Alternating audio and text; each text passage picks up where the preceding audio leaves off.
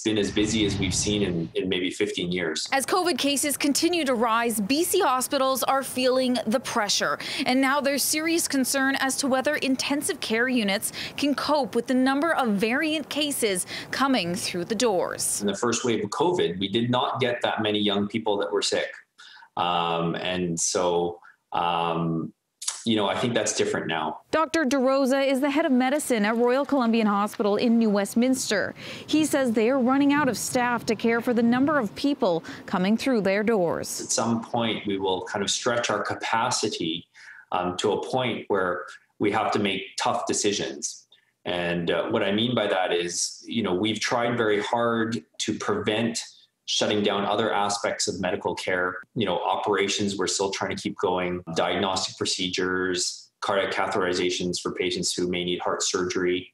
All those sort of things we've tried to preserve and still look after the COVID patients. So I think that we now have a huge outbreak of a very aggressive variant of coronavirus in our local catchment area. Dr. Dorscheid, who works in the critical care unit at St. Paul's Hospital, says hospitals in Vancouver Coastal Health have been able to manage the load a bit better than Fraser Health because the case count has typically remained lower.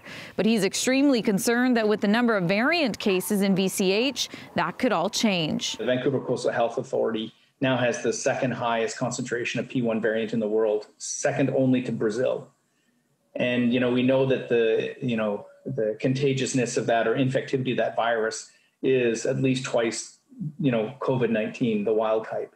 And we know that severe illness and mortality are higher than the wild type virus. After being on the front line of the pandemic for over a year now, both doctors are pleading with the public to do their part to stop the spread of the virus. It's hard when you're not there and you don't see it. I get it. And, we've been telling people for a year that it could be dangerous. And I think sometimes if it doesn't happen, you sometimes think, well, everyone's crying wolf then. But it's not. It could be very devastating for your health if you get COVID at the present time. In New Westminster, Ashley Burr, City News.